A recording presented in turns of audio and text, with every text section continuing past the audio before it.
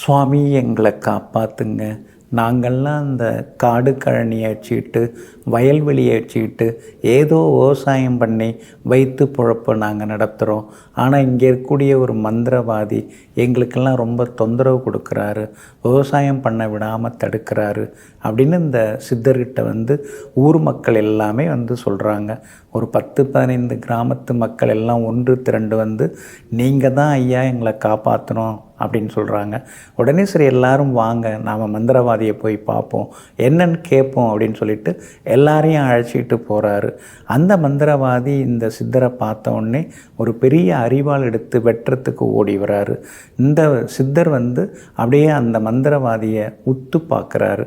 அந்த மாந்திரீகம் பண்ணுற அந்த மந்திரவாதியினுடைய கைகள் தூக்கியபடியே அப்படியே தூக்கினபடியே கை அப்படியே நிற்கிது. கீழே இறங்கவே இல்லை. கத்தியோடு அந்த கை அப்படியே நின்று போச்சு. சிலை போல் அப்படியே நின்றுறார். உடனே சித்தர் சிரிக்கிறார். இதை உனக்கு தான் தெரியுமா மந்திரம் தந்திரம் எல்லாம்? எங்களுக்கெல்லாம் நிறைய தெரியும், ஆனால் அதை வச்சு யாருக்கும் தொந்தரவு தரக்கூடாது, இனிமேல் யாருக்கும் தொந்தரவு பண்ணாத அப்படின்னு சொல்லிட்டு சிரிச்சுக்கிட்டே மறுபடியும் அந்த மந்திரவாதியை கனிவாக பார்க்கிறார். அந்த கனிவான பார்வையிலே மந்திரவாதியினுடைய கைகள் தானாக இறங்குகிறது. உடனே மந்திரவாதி கை கூப்பி இவருடைய கால்களில் விழுந்து, நான் யாருக்கும் இனிமேல் எந்த கெடுதலும் பண்ண மாட்டேன் அப்படின்னு சொல்கிறாரு. இப்படியெல்லாம் இந்த சித்தர் செய்ததன் மூலமாக இவருக்கு நாளுக்கு நாள் ஊர் மக்களிடையே செல்வாக்கு அதிகமாயிட்டே போதுங்க. அப்படிப்பட்ட சித்தர் யாருன்னு பார்த்தீங்கன்னா அருள்மிகு காரை சித்தர். இந்த காரை சித்தர் தான் இது மாதிரிலாம் பண்ணிட்டு இருக்கார். அஷ்டமா சித்திகள் இவங்களுக்கு தெரியும். ககன வெளியில் நடக்கிறதுக்கும் இவங்களுக்கு தெரியும். ஒரு செடியில் பூ இல்லாமல் இருந்தது, அந்த செடியை பூத்து குலுங்க வைத்தார் நம்முடைய காரை சித்தர். அது மட்டும் இல்லைங்க, ரசவாதம் தெரியுங்க. ஆலங்குச்சியால் ஒரு முறை பல் துளைக்கின்னு இருக்கும் பொழுது இவர் கடுமையான கேள்விகள்லாம் கேட்டுக்கிட்டே ஒரு கும்பல் கேட்டுகிட்டே இருந்தது. அதுக்கெல்லாம் தகுந்த பதிலடி இவர் கொடுத்துக்கிட்டே இருந்தார். அப்புறம் அந்த ஆலங்குச்சி பல் தேய்ச்சிட்டு இருந்த அந்த ஆலங்குச்சியை தூக்கி ஒருவர் மேல் அப்படியே எறிகிறார். எரிஞ்ச உடனே அந்த ஆலங்குச்சியானது வெள்ளி குச்சியாக மாறியது. இது மாதிரி நிறைய சித்துக்கள், இது மாதிரி நிறைய இந்த ரசவாத நிகழ்வுகள் எல்லாமே இவங்க பண்ணியிருக்கிறாங்க. யார் இவங்கள்ட்ட உடம்பு சரியில்லைன்னு போனாலும் இந்த காரை சித்தர் அவர்கள் சந்தனத்தை கொடுத்து அந்த சந்தனத்தை வாயில் போட்டுக்கோ அப்படின்னு சொல்லுவாங்க. அந்த சந்தனத்தை சாப்பிட்டோன்னே அவங்க நோய் எல்லாமே சரியாக போச்சு. அந்த மாதிரியான ஒரு பவர்ஃபுல்லான சித்தராக இந்த மகான் இருந்திருக்காங்க. கும்முக்குட்டி ஆறு அப்படின்னு ஒரு ஆறு, அந்த ஆற்றுல பெரிய அளவில் வெள்ளம் அடிச்சிட்டு போகுது. மக்கள் கரையை கடந்து போனாதான் கடைகளுக்கு போக முடியும், தவிக்கிறாங்க. உடனே ஆற்று நீரை குறுக்கே தடுத்து நிறுத்தி மக்களை போக வச்சுட்டு மறுபடியும் மக்கள் அந்த ஆற்றை ஓட விடுறார். அதிலேயே மூங்கில் பாலம் அமைச்சு மக்களுக்கு உதவுறார்.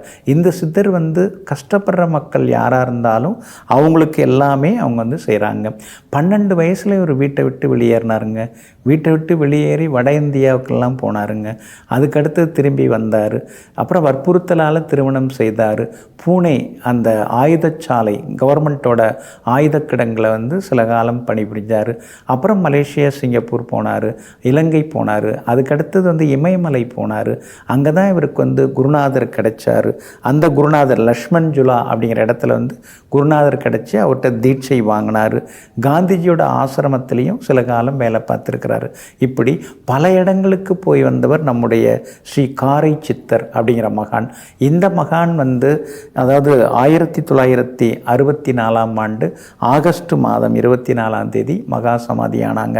இவங்களுடைய ஜீவசமாதி எங்கே இருக்குன்னா வலங்கைமான் அருகில் உள்ள குடமுருட்டி, அதுக்கு பக்கத்தில் அதான் ஆண்டார் கோவில், அதுக்கு பக்கத்தில் விசலூர் அப்படின்னு ஒரு கிராமம் இருக்குது. அந்த விசலூர் கிராமத்தில் இருக்கக்கூடிய சாந்தவெளி ஆற்றங்கரை, அந்த சாந்தவெளியில் அவர் ஒரு வீர ஆஞ்சநேயர் கோவில் எழுப்பினார். அந்த கோவிலுக்கு அருகிலேயே இந்த மகானுடைய ஜீவசமாதி அமைஞ்சிருக்குங்க.